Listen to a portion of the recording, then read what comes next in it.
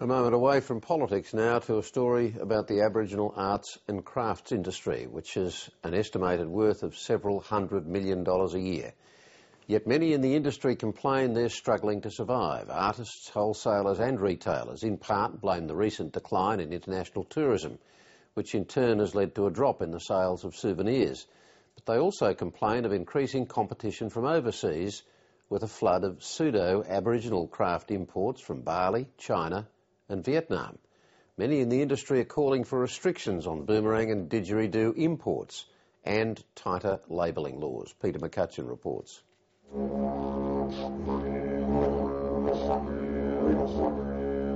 We've been doing this for about 20 years. We're third generation. My dad's father started it all off. We're 100% Aboriginally owned and operated. That's a pretty good one, Dad. Murrawalka Creations sells Aboriginal art and craft work to retailers across Australia and around the world. So is this your full range of products? Yeah, this is some of the stuff that we do, Peter. Joe Skeen Jr. says his company specialises in boomerangs and didgeridoos. All of our products we do are hand-painted by Aboriginal people and their families. But this small business has been forced to lay off 3 full-time employees. Because as strange as this may seem, Murrawalka Creations is facing competition from Asian imports. 4 or 5 years ago, they started trickling in. Yeah. What sort of stuff? Mainly boomerangs. I think China was the first one that started coming in, and then we saw a lot of Indonesian stuff. Yeah. In markets predominantly at first, like the market areas, but then now we're sort of seeing it more in all the retail shops. The Aboriginal art and craft market has grown over the past 2 decades from a cottage industry to an internationally recognised movement worth hundreds of millions of dollars a year. But the industry has had its share of troubles, with a 2007 Senate inquiry hearing evidence of forgeries, fakes and exploitation. There has been some evidence given to the committee that drugs and beer money have been offered in exchange for paintings. This inquiry, however, focused mainly on the fine art market, particularly in the Northern Territory. Another side to the industry is the craft market, focusing not on art houses, but tourists. Aboriginal-style souvenirs imported from Southeast Asia are making inroads into the lucrative tourist markets. Didgeridoos, clapsticks, boomerangs, all that sort of stuff that's made over there has to stop.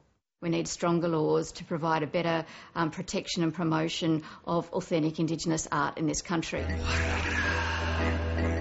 Souvenir wholesalers have told the 7:30 report how they are being contacted directly by Asian-based exporters specialising in Aboriginal-style craftwork. There's more imported stuff that's coming in that's perpetuated as Aboriginal art, which is not really Aboriginal art. Rashab Shah manages the Creative Native retail shop in Perth that markets itself as a supplier of authentic Aboriginal art and craft and refuses to stock imports. But he says his business is suffering. Everything comes down to price. Basically, this stuff that's imported is, is mass-produced. It is also, they're paying an artist somewhere in Indonesia to paint kangaroos and koalas and, Aboriginal-style art for, next to nothing. Whereas over here, we actually value the artist and the artwork, and therefore, the artists are paid accordingly. The 7:30 report has spoken to an importer who doesn't want to appear on camera, but says he's simply providing what the market demands. That is relatively cheap imports of reasonable quality. But many in the Indigenous art community say the consumer is being misled. We've got tourists coming in and they're none the wiser. They don't know. That they haven't got a clue what's authentic and what's not. And if they get told that it is, OK, we'll buy it. Lionel Phillips is an award-winning Indigenous artist who has done design work for government departments as well as running his own small business. To demonstrate his point, he made a purchase at a Queensland souvenir shop. G'day, so what you got there? Boomerang, mate. It's Australian made. And is it? No, I don't know. It's from Indonesia, mate, that one. How can you tell? Oh, just by the amount of work and how much they're paying for it. If you're marketing the products as being Aboriginal art or Aboriginal craft or authentic Aboriginal work, then the law requires that it is actually made by a person of Aboriginal descent. Robyn Ayers is the Executive Director of the Arts Law Centre. She says although there have been successful prosecutions for blatant misrepresentation about Aboriginal craft, many of the Aboriginal-style objects on sale don't make any explicit claims to authenticity. I do think it's a lot greyer, and there haven't been any successful cases that I'm aware of that have been brought with some of this product that's being brought in where it is not, it's not made in Australia, it's not made by Aboriginal people, and yet it's being sold very cheaply in the souvenir shops. The Australian government last year introduced a commercial code of conduct for the Indigenous art and craft industry to promote fair trade. But many Indigenous artists say the lack of clear country of origin labelling is damaging their livelihoods. Why can't we make money off us, off ourselves? We've got a better product.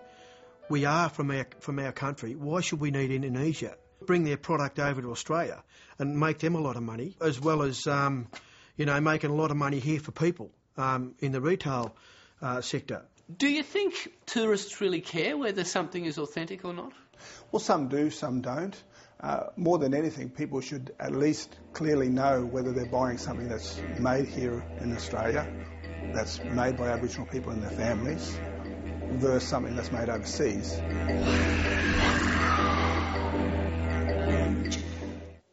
That report from Peter McCutcheon.